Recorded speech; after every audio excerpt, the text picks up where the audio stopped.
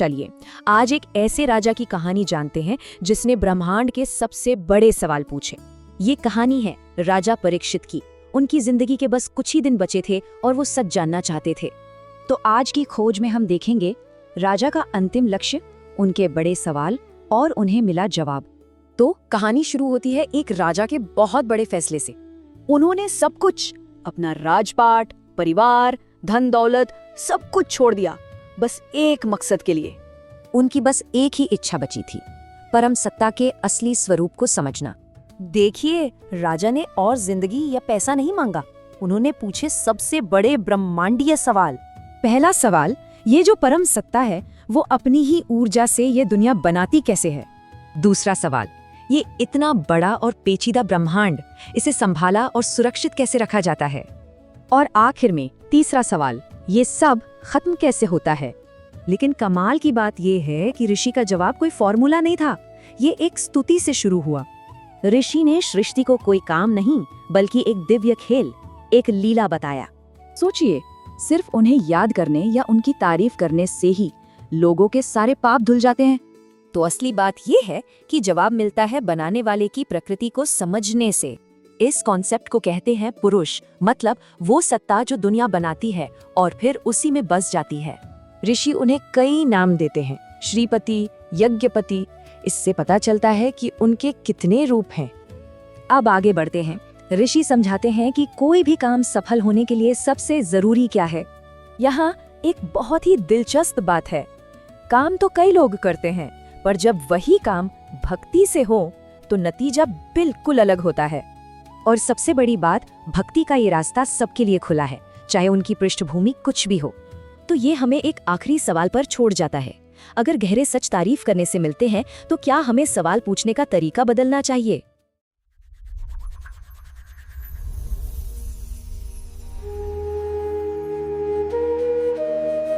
The deep dive में आपका स्वागत है। आज हम श्रीमद् भागवत के एक बहुत ही दिलचस्प अध्याय पर बात करने वाले हैं, दूसरे स्कंध का चौथा अध्याय। सोचिए एक ऐसी स्थिति, एक राजा है जिसके पास सब कुछ है, सत्ता, परिवार, धन, मतलब एक पूरा साम्राज्य, सब कुछ। और फिर उसे पता चलता है कि ठीक 7 दिन बाद उसकी मृत्यु होने वाली है। ये तो किसी की भी होश उड़ा देने वाली बात है। बिल्कुल, हम और आप शायद घबरा जाएंगे, बचाने की कोशिश करेंगे सब कुछ, लेकिन ये राजा, ये कुछ और ही करता है। वो सब कुछ छोड़ देता है। हाँ, और उसका मन बस एक चीज पर टिक जाता है, परम सत्य क्या है। ये है राजा परीक्षित, और वे अपने गुरु शुकदेव गोस्वामी से सृष्टि के सबसे बड़े रहस्य पूछ रहे हैं। तो आज की हमारी पड़ताल इसी पर है। हम राजा के उन बड़े गहरे सवालों को समझेंगे और फिर शुकदेव के उस अनोखे जवाब को खोलेंगे जो कोई सीधा साधा जवाब है ही नहीं। वो तो प्रार्थनाओं की एक लड़ी है। एग्जैक्टली। और कहते हैं कि सारे रहस्य उसी में छिपे हैं।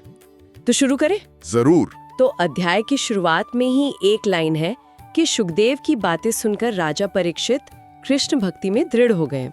और फिर वो लिस्ट आती है जो उन्होंने छोड़ी। हाँ, वो लिस्ट बहुत लंबी है। पत्नी, पुत्र, घर, पशु, धन, रिश्तेदार और अपना पूरा राज्य।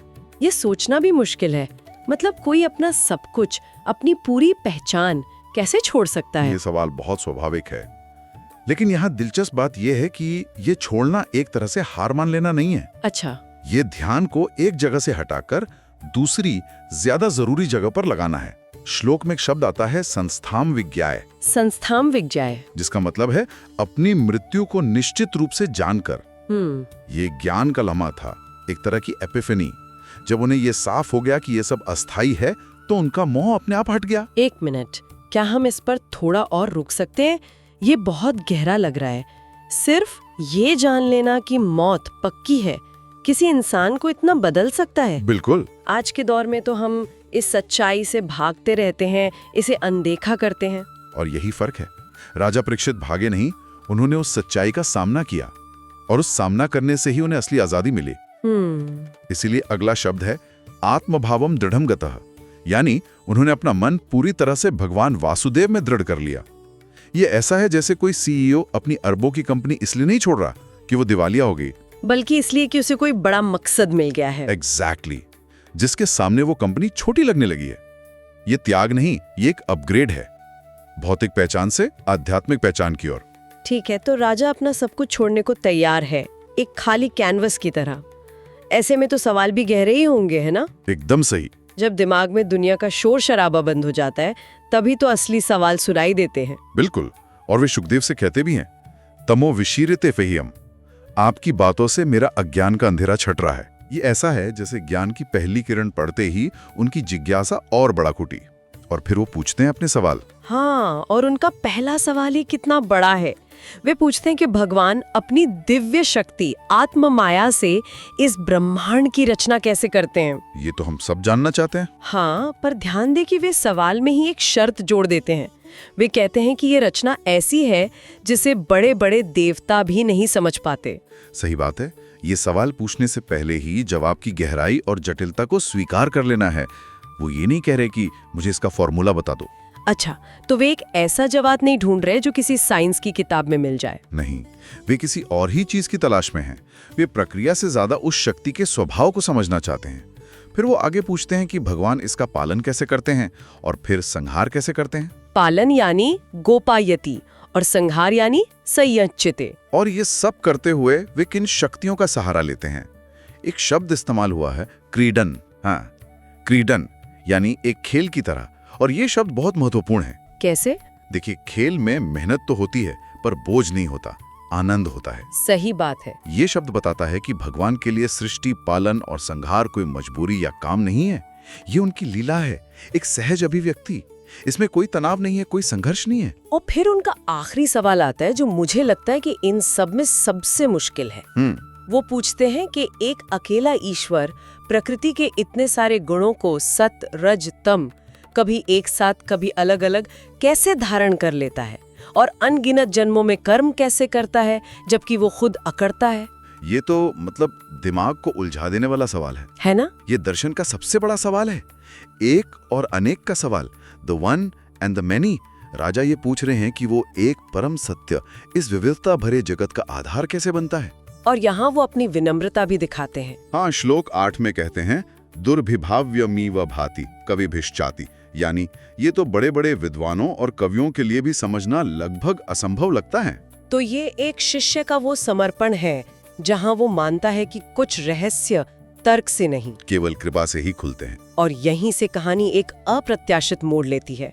राजा के इतने सीधे और गहरे सवालों के बाद शुकदेव सीधे जवाब देना शुरू नहीं करते। वो पहले भगवान ऋषिकेश का स्मरण करते हैं, ऋषिकेश मनुस्मृत्य, और फिर प्रार्थनाएं करने लगते हैं। ये तो थोड़ा अजीब है नहीं? जैसे कोई आपसे मैथ्स का सवाल पूछे और आप कविता सुनाने लगे। हाँ, पहली नजर में ऐसा ही लगता है, लेकिन ये शुकदेव की प्रतिभा है।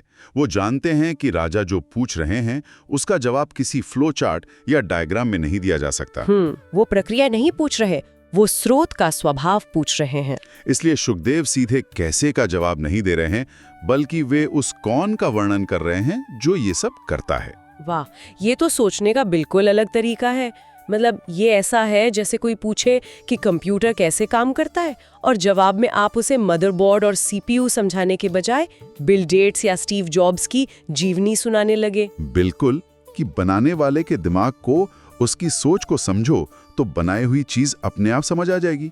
कमाल है। उनकी पहली प्रार्थना ही इसी तरफ इशारा करती है। वे कहते हैं, नमा परस्मे पुरुषाय भूयसे, जिसका मतलब मैं उस परम पुरुष को नमस्कार करता हूँ जो सृष्टि, पालन और संहार को अपनी लीला से करते हैं। और फिर कहते हैं कि वे हर प्राणी के भीतर भी मौजूद हैं। देहि नाम अंतर्भवाया, पर उनके रास्ते अदृश्य हैं, अनुपलक्ष्य वर्तमने। एक ही श्लोक में उन्होंने ईश्वर के विराट यानी कॉस्मिक और व्यक्तिगत यानी पर्सनल दोनों रूपों को एक साथ रख दिया। और इसी प्रार्थना की श्रृंखला में एक श्लोक आता है जो भक्ति के पूरे सार को कुछ शब्दों में समेट देता है। श्लोक 15। हाँ, इसमें कहा गया है कि भगवान का कीर्तन, स्मरण, दर्शन, वंदन, श्रवण या पूजन, इनमें से कुछ भी करने मात्र से इंसान के सारे पाप तुरंत नष्ट हो जाते हैं। सद्यो विधुनोति कल्मषम। ये भक्तियों का दिल है। ये स्पिरिचुअलिटी को कुछ चुनिंदा लोगों के लिए आरक्षित रखने के बजाय सबके लिए खोल देता है। मतलब कोई भी कर सकता है? कोई भी। ये नहीं कहता कि आपको पहाड़ों पर जाकर तपस्या करनी होगी या बड़े बड़े ग्रंथ रटने होंगे। ये कहता है कि ईश्वर से जुड़ने का कोई भी सच्चा ईमानदार प्रयास, चाहे वो सिर्फ सुनना हो या गाना हो या बस आंखें बंद करके याद करना हो। वो अपने आप में पावरफुल है, अविश्वसनीय रूप से पावरफुल है। लेकिन क्या ये इतना आसान हो सकता है? मेरा मतलब है, एक तरफ बड़े बड़े तपस्वी हैं जो सालों तक कठोर साधना करते हैं, और दूसरी तरफ कोई सिर्फ भगवान का नाम ले ले और दोनों को एक जैसा फल मिले। ये सवाल बहुत जरूरी है। देखिए, यहाँ जोर बाहरी क्रिया पर नहीं, आंतरिक चेतना पर है। अच्छा। कोई व्यक्ति सालों तक तपस्या कर सकता है, लेकिन अगर उसके मन में अहंकार है तो वो तपस्या व्यर्थ हो सकती है। और कोई व्यक्ति एक पल के लिए पूरी सच्चाई से, पूरे दिल से ईश्वर को याद करता है तो वो एक पल भी ट्रांसफॉर्मेटिव हो सकता है। श्लोक में एक शब्द है सुभद्र श्रवसे, जिसका अर्थ है जिनका यश मंगलकारी है। मतलब उनके बारे में सुनना मात्र ही कल्याणकारी है। बात ईमानदारी और समर्पण की है, ना कि कर्मकांड की जटिलता की। और ये बात अगले ही एक श्लोक में और साफ हो जाती है। हाँ, 17वें श्लोक में वहाँ कहा गया है कि बड़े बड़े तपस्वी, दानी, यशस्वी, ज्ञानी, ये सब भी तब तक सच्चा कल्याण नहीं पा सकते जब तक वे अपने सारे कर्मों को भगवान के चरणों में अर्पित नहीं कर देते। तो समर्पण ही कुंजी है। समर्पण ही कुंजी है। हाँ, यह कर्म योग और ज्ञान योग की सीमाओं को नहीं, बल्कि उनकी पूर्ति को दिखाता है। यह कहता है कि महान काम करना अच्छा है, गहरा ज्ञान पाना भी अच्छा है, लेकिन जब तक इन सबको उस परम स्रोत को समर्पित नहीं किया जाता, तब तक वे अधूरे हैं। और आध्यात्मिकता को सबके लिए सुलभ बनाने की ये बात अगले श्लोक 18वें श्लोक में अपने चरम पर पहुंच जाती है। हाँ, वो श्लोक तो क्रांतिकारी है। ये श्लोक तो आज भी उतना ही क्रांतिकारी है जितना तब रहा होगा। इसमें कुछ जातियों और समूहों के नाम लिए गए हैं। किरात, हूण, आंध्र, पुलिंद, पुलकस, आभिर, कंक, यवन, खस। हाँ, ये वो समूह थे जिन्हें उस समय की सामाजिक व्यवस्था में या तो बाहरी माना जाता था या पापी और निम्न। और श्लोक कहता है कि ये लोग, और यहाँ तक कि ये यन्यच पापः, यानी इनके अलावा जो और भी पापी हैं, वे भी शुद्ध हो जाते हैं। कैसे? शुद्ध्यंती तस्मे प्रभविष्णवे नमः। उस सर्वशक्तिमान प्रभु को नमस्कार है जिनकी शरण में आकर ये शुद्ध हो जाते हैं। पर यहाँ एक पेच है। क्या? और वो पेच ही इस श्लोक की आत्मा है। श्लोक ये नहीं कहता कि भगवान की शरण लेने से, वो कहता है यदापाश्रयाश्रयः। यद अपाश्रय आश्रयः। इसका क्या मतलब हुआ? इसका शाब्दिक अर्थ है जिनके आश्रितों के आश्रित। मतलब वो लोग जो सीधे भगवान के पास नहीं, बल्कि उनके भक्तों के पास शरण लेने आते हैं। बाप रे, ये तो और भी बड़ी बात है। तो ये भक्तों के संग, या जिसे सत्संग कहते हैं, उसकी शक्ति की बात हो रही है। बिल्कुल। कि आपको सीधे टॉप बॉस तक जाने की जरूरत नहीं, आप बस उन लोगों के साथ जुड़ जाइए जो उनसे जुड़े हुए हैं, और आपका काम हो जाएगा। बिल्कुल। ये आध्यात्मिक गुरु और भक्त समुदाय के महत्व को स्थापित करता है।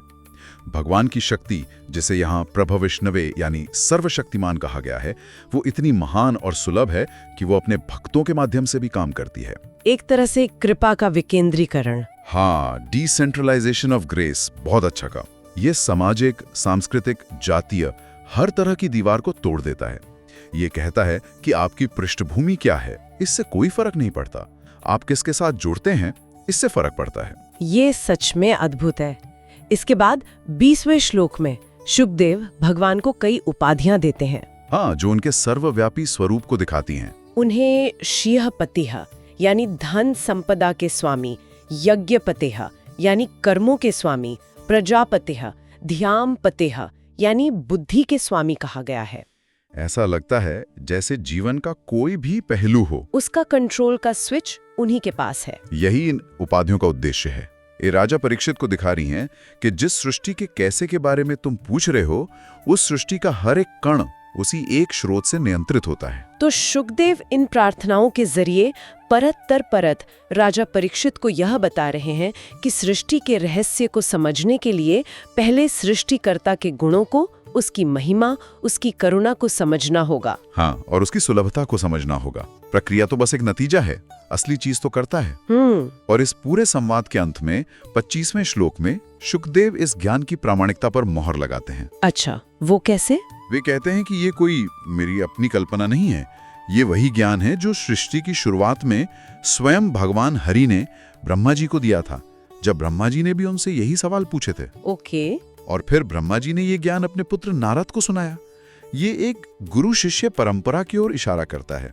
जो इस ज्ञान की शुद्धता को सुनिश्चित करती है। तो आज हमने एक राजा के अस्तित्व से जुड़े सवालों से लेकर एक ऋषि के काव्यात्मक जवाब तक की यात्रा की, और जवाब ये मिला कि सृष्टि का रहस्य नंबरों और समीकरणों में नहीं, बल्कि सृष्टिकर्ता के स्वभाव को प्रेम और समर्पण से समझने में छिपा है। हाँ, ये सीधे जवाब देने के बजाय सवाल पूछने वाले के नजरिए को ही बदल देने जैसा है। बिल्कुल। जाते जाते बस एक विचार। इसी खंड में शुकदेव की एक और प्रार्थना है 23वें श्लोक में, जो मुझे हमेशा बहुत छू जाती है। कौन सी? राजा को उत्तर देने से ठीक पहले वे कहते हैं, सो लंक कृशिष्ट भगवान वचांसी में। इसका अर्थ है भगवान मेरे वचनों को अलंकृत करें। हाँ, सोचिए, इतने बड़े ज्ञानी जो राजा के हर सवाल का जवाब जानते हैं, वो ये नहीं कह रहे कि चलो अब मैं तुम्हें ज्ञान दूंगा। वो प्रार्थना कर रहे हैं कि ईश्वर स्वयं उनके माध्यम से बोलें। ये बताता है कि सच्चा ज्ञान केवल बौद्धिक समझ नहीं है, ये एक कृपा है जो व्यक्ति की वाणी और चेतना को प्रकाशित करती है। तो सोचने के लिए ये सवाल है, हाँ, अगर हम ज्ञान को केवल जानकारी का संग्रह न मानकर ईश्वर की कृपा का एक रूप माने, तो ये हमारे सीखने, समझने और उसे दूसरों के साथ साझा करने के तरीके को कैसे बदल सकता है।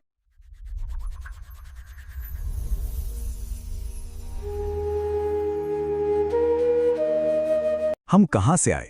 ये इतना बड़ा, इतना कमाल का ब्रह्मांड आखिर बना कैसे? ये सवाल शायद उतने ही पुराने हैं जितनी कि हम सबकी चेतना। लेकिन क्या हो अगर इन सवालों के जवाब एक ऐसे राजा ने खोजे हों जिसके पास जीने के लिए सिर्फ 7 दिन बचे थे।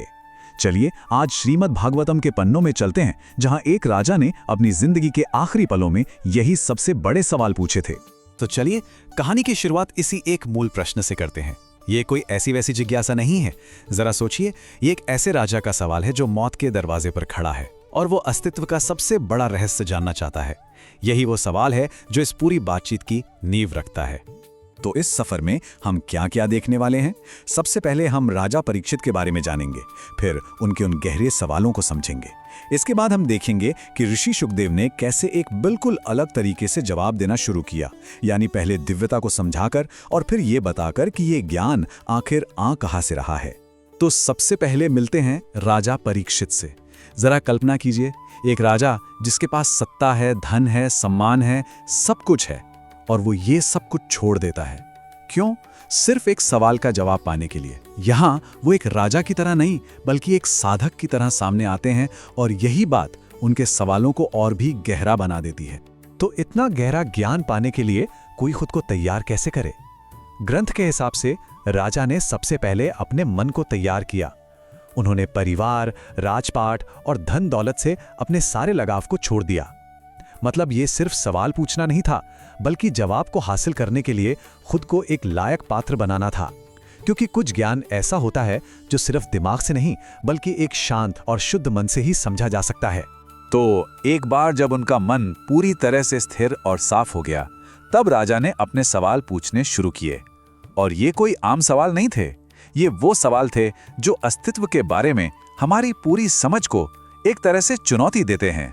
उनका पहला और सबसे बड़ा सवाल था, आखिर ये सब शुरू कैसे हुआ? वो कौन सी प्रोसेस है, वो कौन सी एनर्जी है जिसे इस्तेमाल करके एक परम शक्ति इस इतने बड़े ब्रह्मांड को बना देती है? ये क्रिएशन के मैकेनिक्स के बारे में एक सवाल था। लेकिन बात सिर्फ शुरुआत पर ही नहीं रुकी। राजा ने आगे पूछा, अच्छा ये विशाल ब्रह्मांड बन तो गया, पर इसे चलाया कैसे जाता है? कौन इसे मेंटेन करता है? और फिर अंत में ये वापस उसी सोच में कैसे समा जाता है? ये ब्रह्मांड के पूरे लाइफ साइकिल को समझने की कोशिश थी, क्रिएशन, मेंटेनेंस और डिस्ट्रक्शन। और फिर आया सबसे पेचीदा सवाल कि कैसे एक ही परम शक्ति प्रकृति के अलग अलग गुणों, जैसे बनाने की ऊर्जा यानी रजोगुण, चलाने की ऊर्जा यानी सतोगुण और मिटाने की ऊर्जा यानी तमोगुण, इन सबको एक साथ कैसे संभालती है? ये एक से अनेक बनने का रहस्य है। और ग्रंथ कहता है कि इस रहस्य के आगे तो बड़े बड़े ज्ञानी भी हैरान रह जाते हैं। अब इतने गहरे सवाल सुनकर ऋषि शुकदेव गोस्वामी ने जवाब देना शुरू किया। पर यहाँ कहानी में एक बड़ा ही दिलचस्प मोड़ आता है। उन्होंने सीधे सीधे कोई साइंटिफिक फॉर्मूला या कोई लॉजिकल एक्सप्लेनेशन नहीं दिया। उनका तरीका कुछ और ही था। देखिए, आमतौर पर जवाब कैसा होता? सीधा, टू द पॉइंट, फैक्ट्स पर आधारित। लेकिन एक ऋषि का जवाब शुरू होता है प्रार्थनाओं से, स्तुति से। यह हमें एक बहुत बड़ी बात बताता है कि इस ज्ञान को समझने के लिए सिर्फ बुद्धि काफी नहीं है, बल्कि एक खास तरह की चेतना और श्रद्धा की भी जरूरत होती है। मतलब जानने वाले की अवस्था भी उतनी ही जरूरी है जितना कि खुद। ऋषि अपनी बात इस प्रार्थना से शुरू करते हैं और यहाँ एक शब्द पर ध्यान देना बहुत जरूरी है, लीला। सृष्टि की इस पूरी प्रक्रिया को एक काम नहीं बल्कि एक लीला या दिव्य खेल कहा गया है। इसका मतलब ये हुआ कि ये ब्रह्मांड कोई बोझ वाला काम नहीं बल्कि एक आनंद से भरी हुई अभिव्यक्ति है। ये बात पूरे कॉन्वर्सेशन का टोन सेट कर देती है। ऋषि का तरीका बड़ा ही अनूठा है। ये समझाने से पहले कि सृष्टि कैसे हुई, वो ये समझाते हैं कि सृष्टिकर्ता कौन है। उनका तर्क बहुत सीधा है। अगर हम सोर्स के नेचर को समझ गए तो उसकी क्रिएशन को भी बेहतर ढंग से समझ पाएंगे। तो उस परम शक्ति को कैसे डिफाइन किया गया है? वो अस्तित्व का मूल स्रोत हैं, लेकिन साथ ही वो हर जीव के अंदर भी मौजूद हैं और फिर भी हमारी सामान्य आंखों से छिपे रहते हैं। एक ही समय में हर जगह होना और हर किसी के दिल में भी।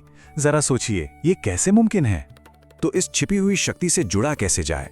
ग्रंथ बताता है कि ये कुछ काम है जो हमारी चेतना को तुरंत शुद्ध कर देते हैं।